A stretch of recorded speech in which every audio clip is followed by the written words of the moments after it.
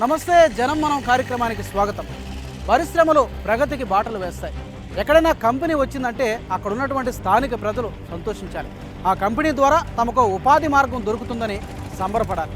ఆ కంపెనీ ద్వారా తమ ప్రాంతానికి ఒక గుర్తింపు లభిస్తుందని సంతృప్తి చెందాలి. కానీ అదే ప్రజలు ఆ కంపెనీ మాకు వద్దే వద్దంటూ తిరగబడితే ఎలా ఉంటుంది? ప్రస్తుతం మనం తూర్పుగోదావరి జిల్లా తొండంగి మండల పరిసర ప్రాంతాల్లో ఉన్నాం. ఈ మండలంలో గత కొన్ని రోజులుగా దివీస్ కంపెనీ ఏర్పాటుకు సంబంధించి నిర్మాణానికి సంబంధించి ప్రయత్నాలు జరుగుతున్నాయి. దీనికి సంబంధించి ఇక్కడ స్థానికులకు అధికారులకు మధ్య గత కొద్ది రోజులుగా గొడవ జరిగి 144 సెక్షన్కు దారితీసింది. అసలు ఇంతకీ ఆ గొడవ ఏంటి? ఆ గొడవ జరగడానికి కారణాలేంటి? రండి తెలుసుకుందాం ఇవాళ జనం మనం కార్యక్రమంలో.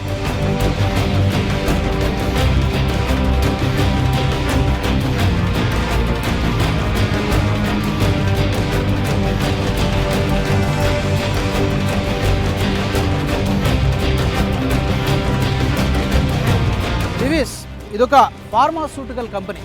తూర్పుగోదావరి జిల్లా తొండంగి మండలంలో ఈ కంపెనీని ఏర్పాటు చేయడానికి యాజమాన్యం చేస్తున్న ప్రయత్నాల్ని ఇక్కడి స్థానికులు తీవ్రంగా తిప్పికొడుతున్నారు. దివీస్ పేరు చెబితేనే అగ్గి మీద గుగ్గిలమవుతున్నారు. గత కొన్ని రోజులుగా ఇక్కడ తిరుగుబాటు సెగలు తగులుకుంటున్నాయి. కర్ఫ్యూకి దారితీసే పరిస్థితులు.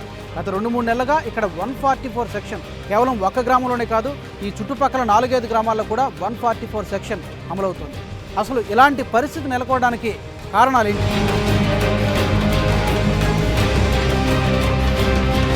తూర్పుగోదావరి జిల్లా వ్యవసాయం ప్రధానంగా సాగే జిల్లా. ప్రశాంతతకు మారుపేరు ఈ జిల్లా. సముద్రపు ఒడ్డుకు దగ్గరున్న కాకినాడ తీర ప్రాంతం ఇప్పుడు రైతులు, మత్స్యకారుల ఆందోళనలతో అట్టుడుకుతోంది. ఎవరిని కదిలించినా బతుకు భయం. అందరి కళ్లలోనూ నిరాశ, నిర్వేదం కనిపిస్తున్నాయి. గ్రామాల్లో శ్మశాన వాతావరణం కనిపిస్తోంది. గ్రామాలకు గ్రామాలే ఇక్కడ కర్ఫ్యూ కోరల్లో చిక్కుకున్నాయి. 144 సెక్షన్. ఏ ఇద్దరూ కలవటానికి ఉండదు. బహిరంగ సభల మాట దేవుడెరుగు. పరిచయమున్న వ్యక్తులతోనూ కాసేపు నిలబడి పలకరించే పరిస్థితి లేదు. పిల్లలు స్కూళ్లు మానేసి ఇళ్లలోనే ఉండిపోతున్నారు.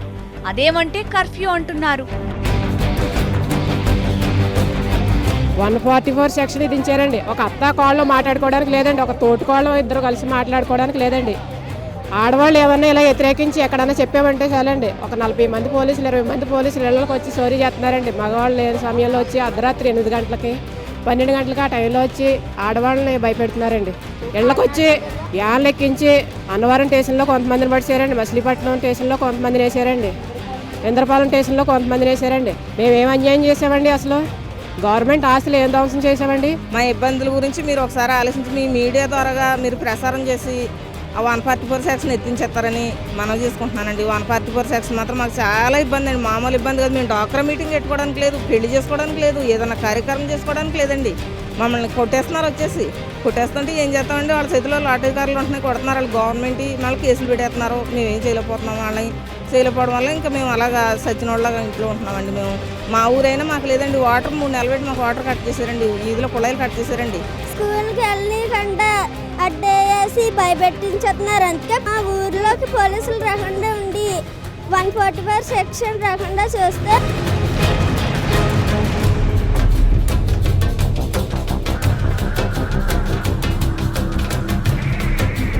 గత కొన్ని నెలలుగా అక్కడి సామాన్య జనం నవ్వటం మర్చిపోయారు. అందరి ముఖాల్లోనూ ఒక్కటే దిగులు, ఆందోళన. కారణం దివీస్ ల్యాబొరేటరీ స్థాపిస్తారన్న వార్తలు వారికి కంటి మీద కొనుకు లేకుండా చేస్తున్నాయి. తమ కొంప, గోడు, ఆస్తిపాస్తులన్నీ కోల్పోయి రోడ్డున పడతామన్న భయం వారిని వేధిస్తోంది. దివీస్ ఫార్మాస్యూటికల్స్ కంపెనీ ఏర్పాటు కోసం భూసేకరణ రసాభాసగా మారుతోంది. ఏళ్ల తరబడి సాగు చేసుకుంటున్న భూమిని వదులుకోవాలంటే చెప్పలేని బాధ. ఇక్కడున్న సన్న, చిన్నకారు రైతులకు భూమే ఆధారం. అందుకే భూములు ఇచ్చే ప్రసక్తే లేదంటూ పంపాదిపేట, తాటిపాకులపాలెం, కొత్తపాకల గ్రామాల రైతులు దివీస్ నిర్మాణాన్ని వ్యతిరేకిస్తున్నారు. 144 సెక్షన్ అమల్లో ఉన్న పంపాదిపేట పరిసర ప్రాంతాలను జనమనం టీం సందర్శించినప్పుడు ఉద్విగ్న వాతావరణం కనిపించింది. తమ ఉపాధిని దెబ్బతీసే కంపెనీలను అడుగు పెట్టనీయబోమని ప్రజలు ఆగ్రహోదగ్రులవుతున్నారు. ఏపీ ఆర్థిక మంత్రి యనమల రామకృష్ణుడు సొంత నియోజకవర్గమైన తొండంగిలో అయితే జనాగ్రహం కట్టలు తెంచుకుంటోంది. తెలుగుదేశం పార్టీకి కంచుకోటల్లా ఉన్న ఈ గ్రామాలన్నీ ప్రభుత్వ నిర్ణయంతో మండిపడుతున్నాయి. ప్రజా సంఘాలు ఇచ్చిన వెన్నుదన్నుతో ఇక్కడి ప్రజల్లో చైతన్యం పెరిగింది. మారుతున్న కాలం తెస్తున్న మార్పులతో వారికి ఏం కావాలో వారు నిర్ణయించుకునే పరిస్థితుల్లో ఉన్నారు.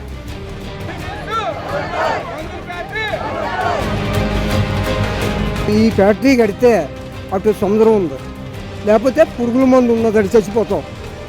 ఇక అంతకంటే మాకేమీ లేదండి. మాకు గవర్నమెంట్ మీద ఆధారపడి మేము ఎవరూ బతకటం లేదండి. మాకు గవర్నమెంట్ మీద మాకు ఆధారం లేదండి. ఈ చల్లని మంచినీళ్ళు, ఈ చల్లని గాలి ఉంటే చాలండి. పొద్దుట టిఫిన్ చేశానండి, ఇప్పటికి అన్నం తినలేదు, నాకు ఆకలి లేదండి. కొన్ని మంచినీళ్ళు తాగాను, కడుపు తృప్తిగా ఉంది. మాకు ఇదే చాలండి. మాకు ఇక్కడ అభివృద్ధి అనేది అక్కర్లేదండి. ఈ అభివృద్ధి మాకు చాలండి. దీని మీద మేము బతకగలం. ఆ ఫ్యాక్టరీ మాత్రం కట్టి ఇక్కడ మమ్మల్ని ఏమో డెవలప్ చేయక్కర్లేదండి. దీవించినందుకు మాకు వద్దండి. రేపు పొద్దుట ఫ్యాక్టరీ కట్టాక మాకు నీరు కావాలంటే ఇస్తారండి. ఇటువంటి వాతావరణం మనం ఎన్ని జన్మలు ఎత్తినా దొరకదండి. ఇటువంటి వాతావరణం 10 అడుగుల లోతు తీసుకుంటే నీరు వస్తుందండి, స్వచ్ఛమైన నీరు. ఇటువంటి నీరు తాగి మేము బతికి ఎక్కడికో వెళ్ళి బతకాలంటే మేము బతకలేమండి. మీరంతా అదృష్టవంతులని ఈ నీరు తాగే వాళ్ళు చెప్తున్నారండి. ఇటువంటి వాతావరణాన్ని మేము దూరం చేసుకోవడానికి సిద్ధంగా లేవండి. మేము మా మనుషులు నాయకులుగా ఉంటే చాలని ఇప్పుడు వరకు మేము ఆ పార్టీని కట్టుపెట్టుకున్నాము. మీరు మమ్మల్ని ఏరే పార్టీకి ముద్రకించి ఇక్కడ వైఎస్ పార్టీ అయిపోయారు, మామూలు లా పార్టీకి అయిపోయారని మీరు ముద్ర వేసినా కానీ మేము ముద్రలు ఆ ముద్రకి మేము సిద్ధంగా లేం. కానీ రేపొద్దున్న మళ్ళీ మనం జనంలోకి వెళ్ళాలంటే మనం ఏం చెప్తే మనం జనంలోకి వెళ్తామో, మనం ఏం చెప్తే జనం ఆలకింతారో అది మాత్రం మీరు బాగా ఆలోచించుకుండి నిర్ణయం తీసుకుంటారని కోరుతున్నాను. మాకు కృష్ణ పూజించినందుకు మా కోన ఏరియాకి మంచి పేరు తెచ్చాడు కాబట్టి ఆ పేరు కడకల్లా ఉండిపోతుంది. ఈ ఫ్యాక్టరీ మాత్రం మానిపించేస్తే మీకు అందరికీ నమస్కారం.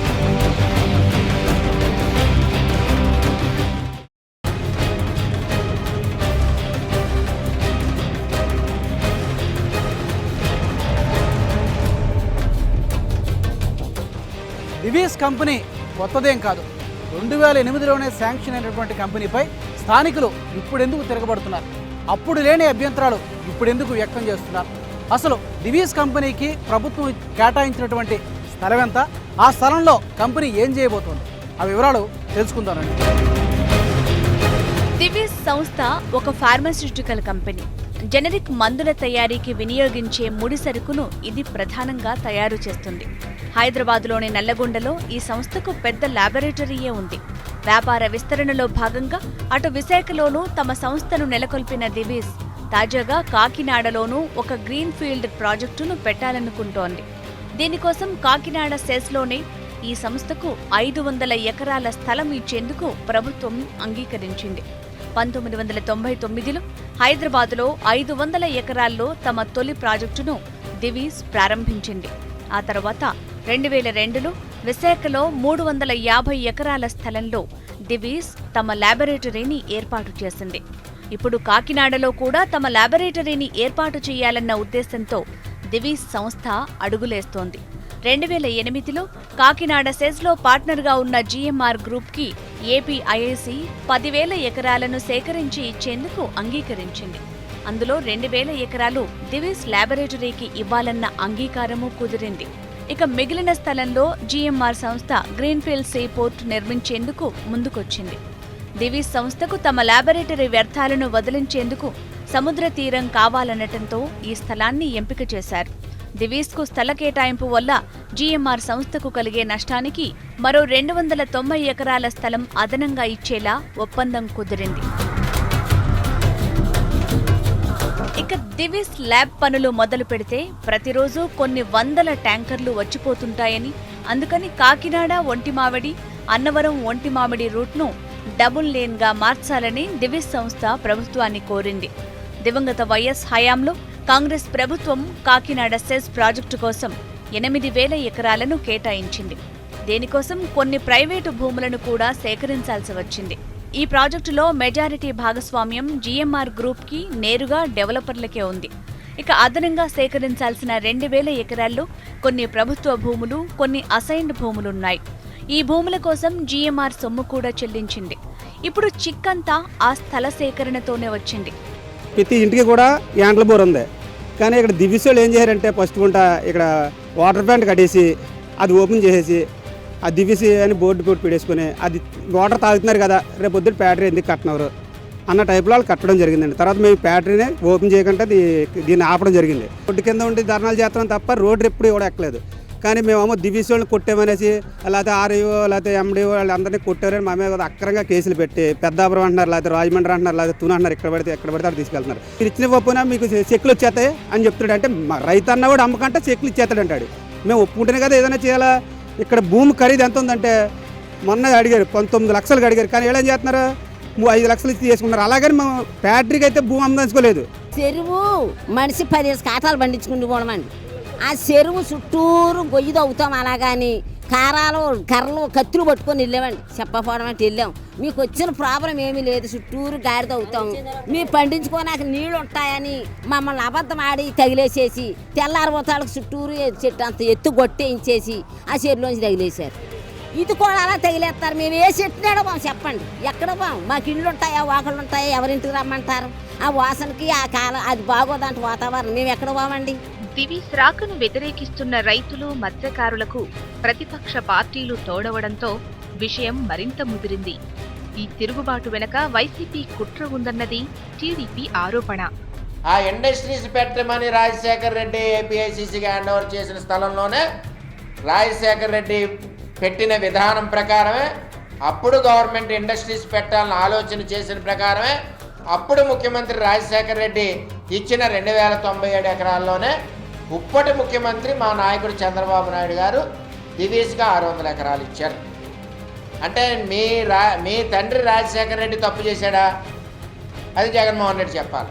ఏదైనా కంపెనీ పెట్టాలంటే అక్కడ కొంత స్థల సేకరణ జరగాలి. అంటే కొంత వ్యవసాయ భూములు అలాగే కొన్ని ఖాళీగా ఉన్న భూములు కూడా సేకరించాల్సి ఉంటుంది. అంటే కొంత ఉపాధి మార్గానికి ఆటంకం ఏర్పడేటువంటి అవకాశం ఉంది. మరి ఈ కంపెనీ ప్రొవైడ్ చేస్తున్నటువంటి ఉపాధి మార్గాల యొక్క మాట ఏంటి? ప్రస్తుతం మనం ఇక్కడ పంపాదిపేట గ్రామంలో ఉన్నాం, తూర్పుగోదావరి జిల్లాలో. ఇక్కడ దివీస్ కంపెనీ పెట్టడం పట్ల ఇక్కడ స్థానికులకు ఉన్నటువంటి అభ్యంతరాలు ఏంటి, వాళ్ళు ఎందుకు వ్యతిరేకిస్తున్నారు ఈ కంపెనీని అనేది మనం వాళ్ళ మాటల్లో తెలుసుకునేటువంటి ప్రయత్నం చేద్దాం. ఇప్పుడు మీ అభ్యంతరం ఒకటి చెప్పండి. భూమి పోతుందనా లేకపోతే పంటలు పాడవుతాయనా? ఇప్పుడు మాకు ఈ భూమి పోతుంది. ఈ భూమి పోతే మేము రోడ్డు పడతాం. కానీ ఎక్కడికి వెళ్ళి బతకాలి? ఈ మా యొక్క భూములు వాళ్ళు తీసేసుకుంటే వాళ్ళు పాలబేడ మా చేతిలో పెట్టేస్తారు. ఓకే, పాలబేడ చేతిలో పెట్టిన తర్వాత అసలు మా పరిస్థితి ఏంటి? మమ్మల్ని ఆదుకునే దేవుడు అవడం. మేము ఏ ఊళ్ళు పోవాలి? అసలు ఏమన్నా అడుక్కునే వాళ్ళం మేము. ఎంతమంది ఎన్ని రకాలుగా బాధ పెట్టినా భయపెట్టినా ఎన్ని కేసులు పెట్టుకున్నా సరే మా ప్రాణాలు పోయేంత వరకు ఈ దివీస్ కంపెనీ ఆపేంత వరకు మేము పోరాటం చేస్తాం. పంచిపోతల్లో ఇది కూడా కలుషితం అయిపోతే మాకు పంటలు ఎక్కడి నుంచి వస్తాయి? ఏం తిని బ్రతకాలి? ఎక్కడి నుంచి వస్తాయి? జపాన్ నుంచి తీసుకొస్తారా? చంద్రబాబు నాయుడు గారు ఏమో సింగపూర్ నుంచి తీసుకొస్తారా? ధాన్యంని అమాయకులైన ఆడవాళ్ళని చాలా దారుణంగా కొట్టారు. అది కళ్ళారా నేను చూశాను. కాబట్టి నాకు ఆ రోజు నుంచి కూడా నేను ఒకే పట్టుదలతో ఉన్నాను. ఈ దివీస్ కంపెనీని ఆపడానికి నా ప్రాణాల సైతం కూడా లెక్క చేయకుండా ముందుకి అడుగేయడానికి నేను సిద్ధంగా ఉన్నాను. కూడా ఎటువంటి కేసులు అక్రమ కేసులు ఎన్ని పెట్టుకున్నా రెడీ. ప్రజలను చంపేసి ప్రజలకు అనేకమైన ఇబ్బందులు గురి చేసే ఉద్యోగాలు అభివృద్ధి అవసరం లేదు. మమ్మల్ని చంపేసి అభివృద్ధి చేసుకుంటే మా శవాల మీద ఫ్యాక్టరీ పునాదులు లేపుకోమని చెప్పండి. మీరు ఏ గ్రామానికి చెందిన వాళ్ళు? మీకు ఈ దివీస్ కంపెనీ పెట్టడం వల్ల మీకున్న అభ్యంతరాలు మీకున్న ఎందుకని వ్యతిరేకిస్తున్నారు? దివీస్ కంపెనీ వల్ల అభివృద్ధి మాట దేవుడు ఎరగానే నాశనం మట్టుకు ఉన్నది. ఇక్కడ మామూలు రకమైన నాశనం కదా. ఒకటి వాతావరణ పొల్యూషన్. అది అనుకుంటున్నారు అందరూ పంపాదిపేటకో లేకపోతే ఒక తాడేపల్లికో కొత్తపల్లికి సంబంధించిన కాదు. దాదాపు 25 కిలోమీటర్లు దీని పొల్యూషన్ ఉంటుంది. కంపెనీ స్టార్ట్ అయితే అడేం చేయడం మామూలు మేమే వెళ్ళిపోగలిగినాడు, లేకపోతే చావాలా. 2 పాయింట్లు ఉన్నాయి. ఎక్కడ వచ్చింది? ఎక్కడ కట్టాలి? ట్రైబల్ ఏరియాలో ఎక్కడ గ్రామాలని చోట్ల బోర్డులు ఉన్నాయండి. మనకే కమిషన్ పోదని ఇక్కడే మాన్యతమే పెడితే వెళ్ళదు సార్. బలవంతంగా మేము కట్టి తీరుతామంటే అప్పుడు మీరేం చేస్తారు? సోంపేట ఏమైంది సార్? సోంపేట ఏమైందండి? 4-3 వస్తారండి. సాగుకు మళ్ళీ ఉండదు కదండి. కంపెనీ పేరు చేస్తే చాలా గుర్తునే ఉంటాడు. పొగ చేసామనుకోండి ఎవరికి తెలీదు. ప్రధానంగా ఇక్కడ మీరు చాలా కాలం నుంచి వీళ్ళ బాధల్ని వీళ్ళ కష్టాలను చూస్తున్నారు, వీళ్ళకి మద్దతుగా కూడా ఉన్నారు. మీ అభ్యంతరం ఏంటి? మీరు దీనికి ఏమైనా సొల్యూషన్ కానీ ఇక్కడ కాకుండా లేదా ఇక్కడ ఇది ఈ ప్రాంతంలో కాకుండా మరో చోట ఏమైనా పెడితే బాగుంటుందా? అలాంటి సలహా కానీ ఏమైనా మీరు ఇస్తారా? ఏం చేస్తే బాగుంటుంది? ఇది సిఆర్జెడ్ వైలేషన్లో ఉంటుంది. సిఆర్జెడ్ వైలేషన్ అనేది చేసినట్లయితే ఇటు బయోడైవర్సిటీకే కాకుండా ఏదైతే ఉష్ణోగ్రఫీ దగ్గర ఉన్నటువంటి విధానం ఏదైతే ఉందో, సాగర తీర ప్రాంతంలో ఉన్నటువంటి చట్టాలు ఏవైతే ఉన్నాయో పైగా ఈ దివి ల్యాబొరేటరీ పెడుతున్నటువంటి area forest protected area. Forest ఇక్కడ నర్సరీ రేజ్ చేస్తారు, ఫారెస్ట్ ప్రొటెక్టెడ్ ఏరియా. ఇవి ఒక పక్కన ఫారెస్ట్ చట్టాలని అలాగే సిఆర్జెడ్ వైలేషన్ జరగడం వల్ల కోస్టల్ రెగ్యులేషన్ జోన్ ఎప్పుడైతే వైలేషన్ జరిగిందో ఇక్కడ ఉన్నటువంటి జీవ వైవిధ్యానికి నష్టం జరుగుతుంది, పర్యావరణానికి.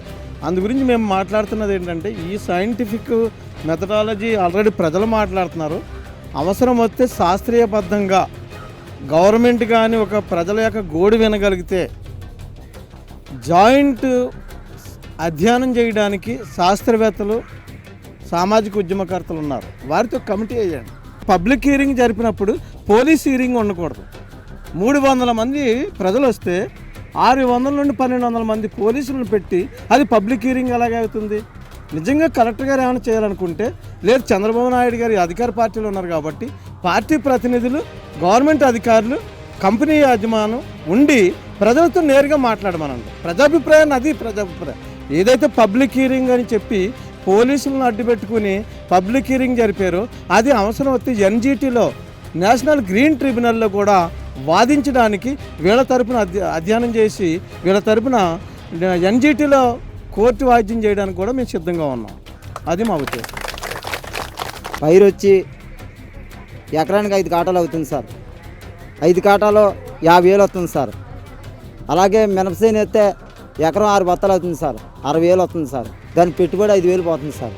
అలాగే సరుగు తోట వేస్తే, సరుగు తోట 2 ఎకరాల భూమి ఉంది సార్ నాకు. సరుగు తోట వేస్తే 3 లక్షలు వస్తుంది సార్. 3 లక్షలకు 30,000 పెట్టుబడి వస్తుంది సార్. అదే జీడి మామిడి తోట అయితే సంవత్సరానికి 1,00,000 రూపాయలు వస్తుంది సార్. అందులో 10,000 పెట్టుబడి పోతుంది సార్.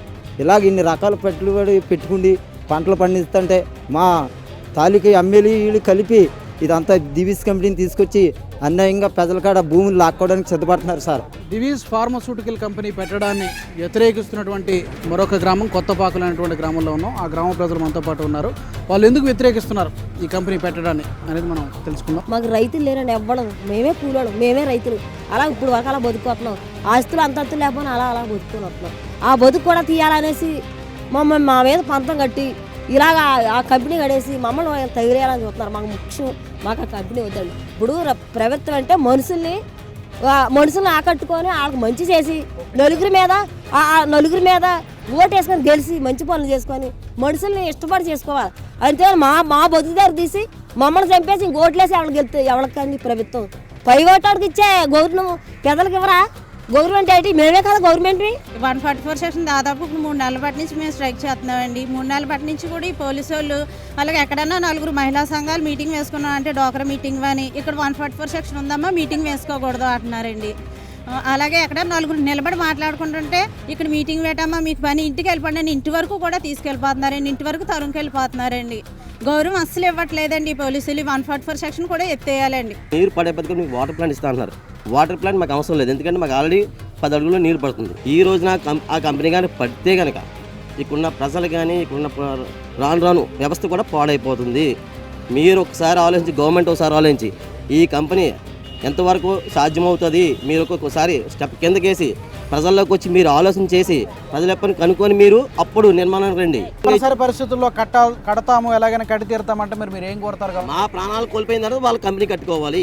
ఇది వాస్తవం. అది మేము మా ప్రాణాలు పోయే తీసుకోవడానికి మీరు సిద్ధంగా లేము. ఎందుకంటే సార్ ఇక్కడ ఆయన టెక్నాలజీ ఉపయోగిస్తాడు. టెక్నాలజీ ఎలా ఉపయోగిస్తాడు? ఓన్లీ డ్రైన్ చేస్తా అన్నాడు. డ్రైన్ చేసి ఎక్కడ పంపిస్తాడు అక్కడ పంపిస్తాడు. తర్వాత గాలిని టెక్నాలజీ చేస్తాడా?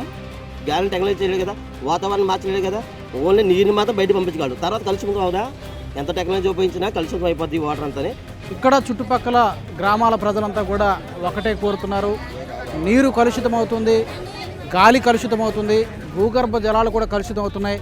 చాలామంది రైతులు కూడా ఇబ్బంది పడాల్సిన పరిస్థితి వస్తుంది. కూలీ చేసుకుని బతికే వాళ్ళు కూడా ఇబ్బంది పడాల్సిన పరిస్థితి వస్తుంది. భవిష్యత్తు తరాలు కూడా చాలా వరకు నష్టపోతాయి. ఎందుకంటే పుట్టే పిల్లలు కూడా ఈ కాలుష్య పదార్థాల వల్ల ఆరోగ్యవంతంగా పుట్టరు. భవిష్యత్తు తరాలు కూడా చాలా నష్టపోతాయి. ఇప్పటికే గత 2-3 నెలల నుంచి కూడా ఇక్కడ 144 సెక్షన్ విధించారు. ఇక మరికొద్ది రోజుల్లో హౌస్ అరెస్ట్ చేసినా కూడా ఆశ్చర్యపోవాల్సిన అవసరం లేదు. తమ ఇళ్లలో తమ ఊళ్ళలో కూడా తాము స్వేచ్ఛగా తిరిగేటువంటి పరిస్థితి లేదని చెప్పి ఇక్కడ ఉన్నటువంటి గ్రామ ప్రజలంతా కూడా తమ యొక్క బాధని తెలియజేస్తున్నారు.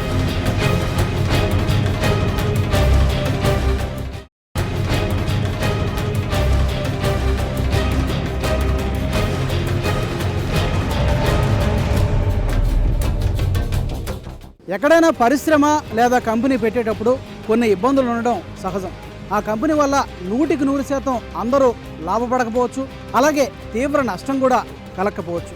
ఇక్కడ దివీస్ కంపెనీ పెట్టడం వలన రైతులు మాత్రమే కాదు, మత్స్యకారులు కూడా ఆ పరిశ్రమను వ్యతిరేకిస్తున్నారు. ఎందుకంటే ఇక్కడ ఆ కంపెనీ పెట్టడం వల్ల రొయ్యల హ్యాచరీ కంపెనీలు మూతపడడం ఖాయంగా కనిపిస్తుంది. ఒక కంపెనీ రాక వల్ల కొన్ని వేల మంది ప్రజలు ఉపాధి కోల్పోతున్నారు. మరి ఈ నష్టానికి బాధ్యత ఎవరు తీసుకుంటారు? దివీస్ కంపెనీపై స్థానిక ప్రజలు తిరగబడటానికో కారణం ఉంది. సముద్ర తీరంలోని ఈ గ్రామాలలో ఎక్కువ మంది మత్స్యకారులు వేటపైనే ఆధారపడి బతుకుతున్నారు. వీరి ప్రధాన వృత్తి చేపల వేట.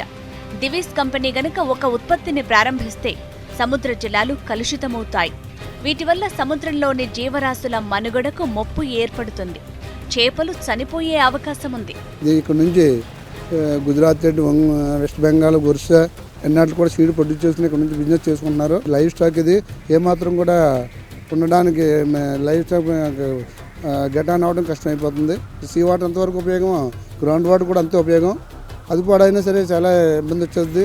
అంతేకాదు, కాకినాడ తీర ప్రాంతం హేచరీస్కు పెట్టింది పేరు. దేశంలో ఎక్కడా లేనన్ని హేచరీస్ ఇక్కడున్నాయి. మేలు రకమైన రొయ్యలను ఇక్కడి నుంచి పెంచి అమ్ముతారు. తల్లి రొయ్యల నుంచి పిల్ల రొయ్యలను ఉత్పత్తి చేసే ఈ పరిశ్రమ దివీస్ రాకతో మూతపడుతుంది. రొయ్యల పెంపకానికి ఉప్పు నీటితో పాటు మంచినీరు అవసరమే. దివీస్ వెదజల్లే కాలుష్యం వల్ల గాలికి తోడు నీరు కూడా కాలుష్యమవుతుంది. దాంతో రొయ్యల సాగు గణనీయంగా తగ్గిపోతుంది. కోట్ల వ్యాపారం చేసే రొయ్యల ఎగుమతి, సాగు పూర్తిగా పడిపోతుంది. 2008-9 నుంచి 2016 వరకు చూసుకుంటే మన ఇండియాలో ఏ ఇండస్ట్రీ కూడా ఇయర్ గ్రోత్ ఇంతవరకు ఈ ఇండస్ట్రీకి వచ్చినట్టు ఏ ఇండస్ట్రీకి రాలేదు. Net foreign exchange earnings into the country export turn over కానీ చూస్తే మార్చ్ 2016కి ఇండియన్ రూపీస్లో 33,000 crores అండి. 33,000 crores next only to software in India. Construction start చేసి మీకు ఇండస్ట్రీ మొదలైతే మాత్రం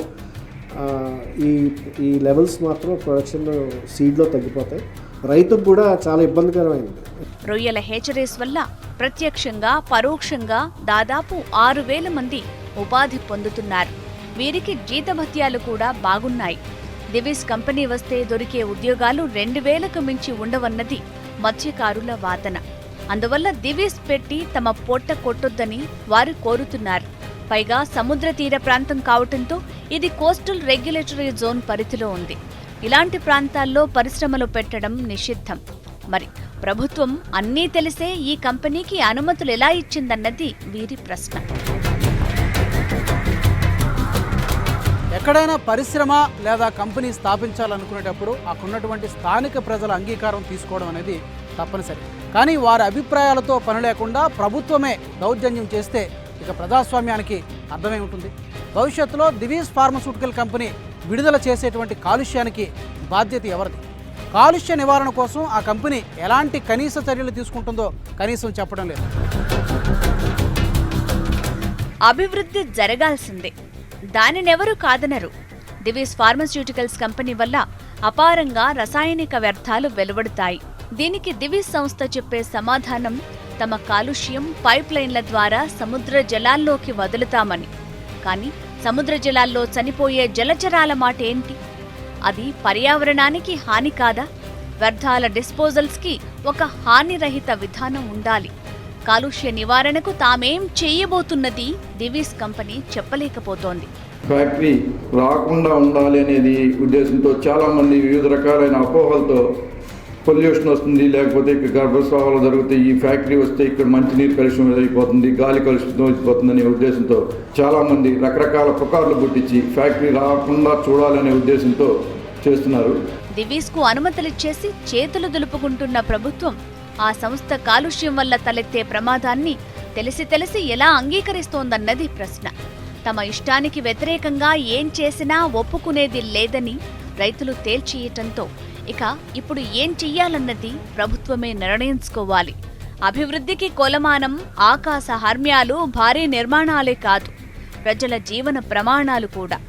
అవే లేకపోయినప్పుడు దానిని అభివృద్ధి అనగలమా? ఎక్కడైనా కంపెనీ లేదా పరిశ్రమ స్థాపించాలనుకునేటప్పుడు ముఖ్యంగా అక్కడ స్థానికుల నుంచి అభ్యంతరాలు రావడం సహజం. ఎందుకంటే భూమినే నమ్ముకొని మనుగడ సాగించే వాళ్ళకి ఆ భయం ఉంటుంది. అయితే ఆ భయాలను తొలగించేటువంటి ప్రయత్నం స్థలం కావాలనుకున్నటువంటి కంపెనీ చేయాలి. రైతులకు లబ్ధి చేకూరే విధంగా వాళ్ళను ఒప్పించి భూసేకరణ జరపాలి. అలాగే వాళ్ళు అడిగినంత నష్టపరిహారం ఇవ్వాలి. ఇవే కాకుండా పర్యావరణ పరిరక్షణ కోసం ఆ కంపెనీ ఎలాంటి జాగ్రత్త చర్యలు తీసుకుంటుందో వాళ్ళకి వివరించాలి. కంపెనీ పెట్టి లబ్ధి పొందాలనుకున్నటువంటి యాజమాన్యాలు, ఆ సంస్థలు ముందుగా అక్కడ ఉన్నటువంటి ప్రజల యొక్క మనసులను గెలవాలి. అప్పుడు మాత్రమే పరిశ్రమలు పెట్టడం సులభం అవుతుంది. ఇది ఇవాళ జనం. మనం వచ్చే ఎపిసోడ్లో మళ్ళీ కలుద్దాం.